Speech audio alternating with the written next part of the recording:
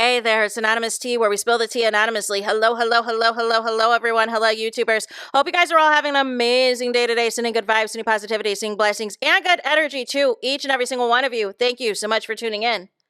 So, anything I say is alleged and in my very, very personal opinion. This is for entertainment purposes only. None of this is personal. The Copyright Act of 1976 is in the description box. Some meat and potatoes, some housekeeping items. It is free to follow me. Free to follow me on this channel, Anonymous Tea. Free to follow me on my other channel, Anonymous Tea Podcast. There is new content over there. Follow me on the Tickety Talk at Anonymous Tea Podcast. Free to follow me on the Instagram. On the Instagram, he's at AnonymousRealityTV. Free to share everywhere. Free to like the video so it gets out to the algorithm.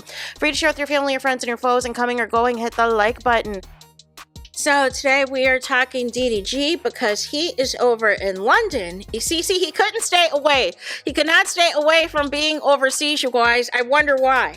But he is overseas right now for the Drake Festival. Right? Because Drake had this wireless festival and DDG originally was invited by Aiden Ross to attend, right?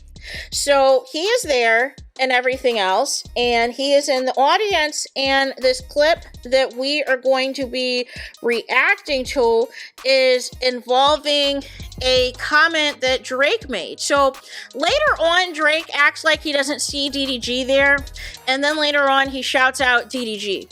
But what we are going to be reacting to is the clip in which Drake is in his feelings again about his exes. He is in his feelings once more about, things that didn't work out with his exes. And my thing is this, like you had Serena Williams, you had Rihanna, you and Rihanna had y'all thing where y'all broke up, got back together a couple times or whatever else, and you blew it. You blew it. So how are you going to make it seem like you are the victim when you allegedly did your exes wrong and allegedly was cheating and allegedly was being immature about it? But now that they both moved on and have families with other people, now you want to just throw shots at these concerts. No.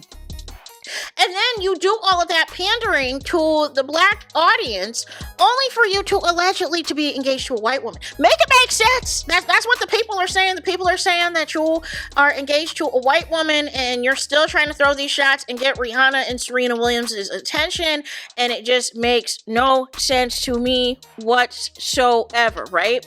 So that's on that. So here is the clip in which Drake is calling out, allegedly, an effed up ex, a toxic ex. And we are going to see what happens with DDG's camera person, and then we're going to react. Did everything you could for him. And what did they do? What did they do? They wasted your motherfucking time. They wasted your motherfucking energy, right? What I'm asking is, does anybody in here have a fucked up ex? That's all I want to know. You better not put that goddamn camera on me, bitch. I ain't going back on no blog for that shit. Put that person in your head right now. Think of that person. Take a second. Take a second. I want you to visualize. Ed almost lost his job, y'all. All those nights that you felt fucked up. I want you to take your middle finger. I want you to put it in the sky. So I'm not sure if you can hear or not, but basically in this particular clip is Drake is going on whether or not you had an effed up ex that had did you dirty, had did you wrong, and did all of this and did all of that. However, it looked like DDG's camera person was about to turn the camera on to DDG as to throw shade to Halle Bailey. And DDG made the comment, he was like, listen, looky here, I'm not trying to be in the blogs for this. I'm not trying to be on the internet for this. I'm not trying to get dragged for this or be accused of throwing shade at my ex or any of this. And then said later on in the clip, you almost lost your job. You almost lost your job and everything else, right? And, I will say this. Finally, DDG has at least learned something to shut it up, shut it down, and all of this and all of that. Well, but here's my thing, right? Here's my thing. Why is your cameraman comfortable enough to know the cues that any type of reference to any ex of yours, or whether it's subliminal, whether it is said or whether it is not said, why is the camera person already having the instinct to turn the camera to you? That tells me that behind the scenes, you have said something to warrant the camera person to know that you still feel a way to this day about your ex. Like, make it make sense. Because an actual professional camera person that is doing your streaming DDG, they would have had the camera on Drake the entire time. They would have not had the instinct, oh my gosh, let me go to DDG. Let me turn the camera over to DDG so that everybody knows that DDG feels what Drake is saying, right? Everybody knows what Drake is saying, because it's not, because the cameraman that you're paying is not saying that you're the toxic ex, that you're the effed up ex. They're panning the camera to you to be like, hey, do you know somebody? Have any of y'all ever had an effed up ex? And the cameraman's basically saying, like, I know DDG's got one. I know DDG has one. Let me turn the camera over to him. I know you got one. And DDG was like, if that camera was on me, like, you would have been lost your job. You would have been had to find your own flight home from London playing these types of games with me, because I'm not trying to be up in the blogs again. I'm not trying to be all up on TMZ and the Shade Room and the Neighborhood Talk like I am every other day. But my thing is, why does this cameraman, because I believe this is a new and recent cameraman, which makes this even messier. This isn't even the long-term cameraman you previously had. This is even a new person who is comfortable enough to have the instinct to turn the camera to you, which is, I'm inclined to believe, you're still talking that bleep about Halle Bailey. Make it make sense. You are still talking cash bleep about Halle Bailey, allegedly, for your camera person who is brand new to you, who is newer to you, to immediately turn the camera to you. That is telling me this is not a space for professionalism. This is not a space of somebody who is technically adhering to the terms of the restraining order and everything else. And you'll be like, oh, y'all know what I'm going through. Y'all know my situation and da da da da da. Or you'll have your family, you know, saying inappropriate and messy things about Halle Bailey and all of this and all of that. And it's just like, it needs to stop. It absolutely needs to stop, you guys, because it's not a good look. It is not a good look at all. But it's like, but all this tells me is behind the scenes, DDG is still being messy.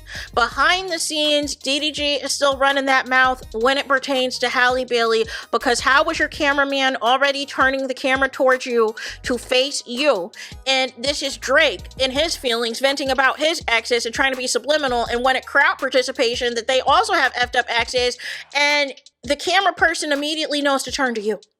The camera person has the instinct to immediately turn the camera to you and almost lost their job doing it, because you have created an environment where it is meant to be messy.